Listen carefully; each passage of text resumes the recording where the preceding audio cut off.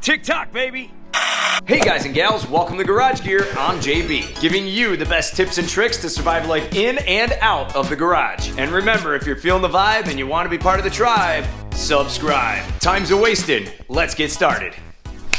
Today, we are installing an hour meter on my Aaron's Deluxe 28-inch snowblower. And for about 15 bucks, this is one handy little device. The odometer on your car tells you when you're due for an oil change, and so does this guy. Beyond basic maintenance, it's pretty cool to see exactly how many hours your machine ran each season. Plus, I found that having an hour meter on your machine actually increases the resale value down the road. Buyers can feel confident knowing exactly how many hours that machine is ran for. Check this out, as part of my Make Your Mower Last a Lifetime playlist, I did a video this past summer on installing an hour meter on your lawnmower. I'll have that video linked down below in the description. Alright, let's get this hour meter installed. So here is what we have. We have our hour meter, we have a screwdriver, some zip ties, and a drill with a fine bit. Let's go over this hour meter real quick. I have bought and used a couple of these NK Tech hour meters now, and these ones work just fine. Let's take it out of the package. Here's a random fact. Did you know that something like 6,000 people have to go to the emergency room every single year due to opening a plastic package? That's a lot of people. Here is our hour meter, our two screws, our connecting wire, and some additional zip ties. This hour meter has a connecting slot here on the back, which is where our wire will go. So here's my dashboard on my snowblower. This switch right here controls my heated hand grips, and this switch right here controlled my DIY heated hand grips, which broke a long time ago, but this box now covers a hole that I drilled a while back into the dash. I could put our new hour meter possibly here, but I'm gonna leave that there for now, and I'm going to take this hour meter and I'm thinking right up here in the corner. If you are planning on installing one of these hour meters, I strongly recommend not putting it at the bottom of your dashboard. Here's why. Let's say you're snowblowing along and you hit a big bump. The snowblower then jams into your stomach like this. This could break off your hour meter if it's set too low. I'm going to set my hour meter right here in the top corner. That way I can run my wire down below the dash. To begin here, what I decided to do was place the wire up top, run it down the handlebars, and then get it to the spark plug wire underneath the carburetor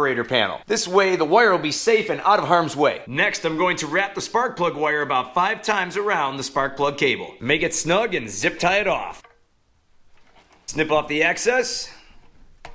And notice that I ran the wire up high away from this valve cover because this gets hot. Next, just to keep things nice and neat, what I'm going to do is feed it through these wires here on the bottom and just pull it tight. This way it's out of the way. Run the wire up the handlebars. Then I fed the wire up through one of these holes where this spring attaches, and this way it stays out of the way of this control lever. Then I'll take my hour meter, put it right where I want it, and then dot some holes with a pencil. There we go. There's my 2 drill marks. All right, let's drill.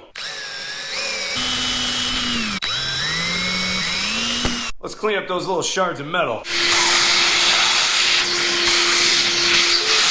And before I go any further, what I'm going to do is take this wire now and stick it right to the edge of the slot and push it down inside deep with a screwdriver.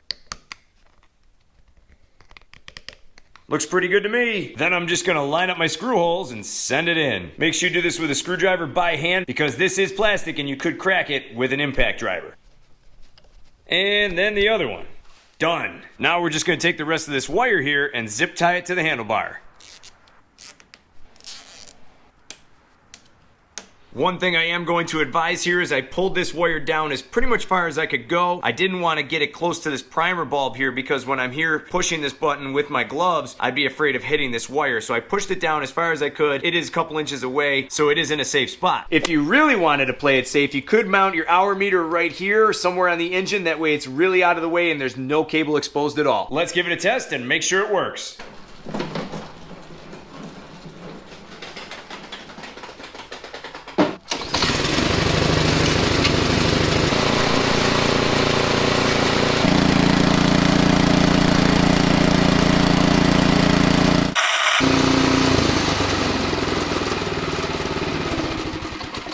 TikTok, baby! Voila! I let this machine run for about 12 minutes and we now have 0.2 hours on the hour meter. I wonder how long it'll take me to snowblow the driveway during a heavy lake effect snowstorm. Don't forget to give me one of these. For more cool garage gear videos, check out my links right here. Thanks so much for watching and I'll see you in the garage.